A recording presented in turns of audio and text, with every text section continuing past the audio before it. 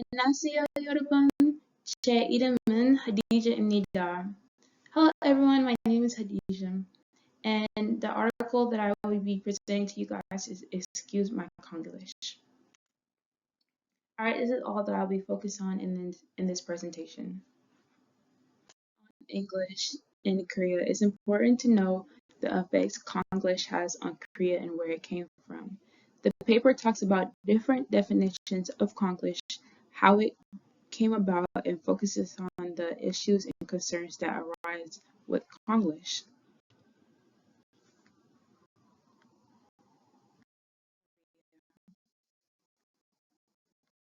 According to the article, English was first used in Korea in the 16th century. Korea has gradually embraced it due to its embracement of globalization. As Koreans start learning English, it eventually evolved into Konglish, aka Korean English. I find it interesting that Korea was the last East Asian country to come in contact with the West, yet it is highly impacted by English. Here's a fun fact. There was an English frenzy in Korea that led to some fathers sending their spouse and children to a foreign country to study English. This was coined as goosefather.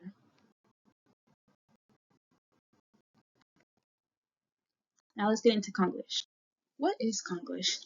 There are many definitions for Konglish. Koreans have their own definition of Konglish, and foreigners have their own. Here are some definitions that the article provides. English words that Korean people use in a manner that is not correct English.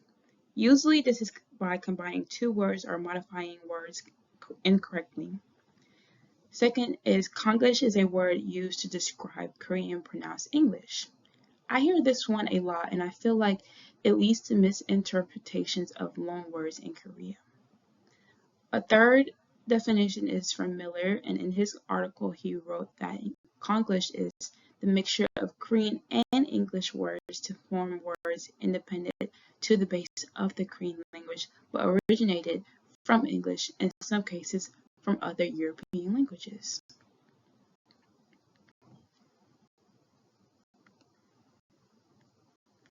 Of Konglish words. So research done by Evers categorized Konglish into four sections. The first category consists of direct loan words from English or Japanese with the same meaning but the simplified form, for example, driver for screwdriver. The second category is direct loan words with broader or narrower meaning. The third category consists of words shift extenders, which are loan words with quite altered meanings and sometimes part of the speech. The fourth category is fabrications, which contain English-like elements but are not yet considered standard English. For example, eye shopping. In America, we say window shopping. Korea, eye shopping. A video that I pulled from YouTube about an American, basically is in the title, but an American react to Konglish for the first time, and they basically just have a discussion about like the differences and similar things that both the languages have and stuff. And here they're talking about different meanings behind skinship in Konglish and English.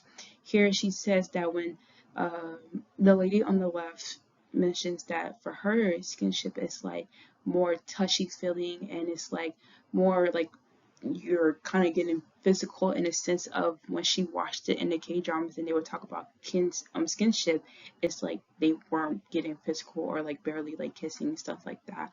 And the lady on the right was mentioning that skinship is just like the certain things that are done in a relationship, such as holding hands or giving a hug and stuff. And she also uses it in a sentence of how it will be used in Korea. So she also mentions how a lot of her daily activities involve using Konglish, and it just goes to show how impactful Konglish is in Korea. Concerns about Konglish. So there's different opinions arise when it comes to Konglish. Some people think it's bad or incorrect English. Others think it's okay to use as long as the receiver understands what you're saying. Some agree that there's a time and a place to use the language. A few view it positively and consider it as a culture in Korean lifestyle. As mentioned in the previous slide, the young lady uses it in her daily activities. So I want to go back to the time and place statement. It reminds me of code switching, when people put on a professional tone when speaking to higher ups compared to the tone they use when they are talking to their friends.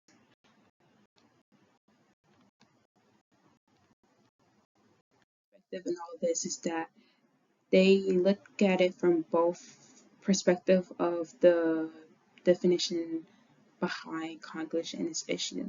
The author agrees that Konglish has grammatically and syntactically problems, but also believes that it can be used in certain situations, but also inappropriate in some, which goes back into the idea of like code switching, where it's okay to use a certain tone when talking to certain people, and using different tones when talking to people that you hold more respect for.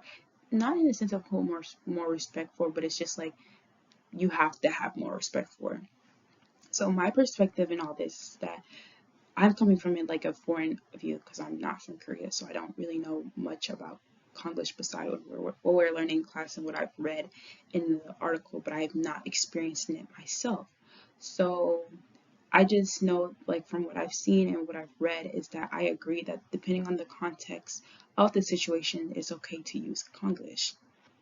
And that there are so many variations of English in different languages that there is a fine line of what is considered bad English.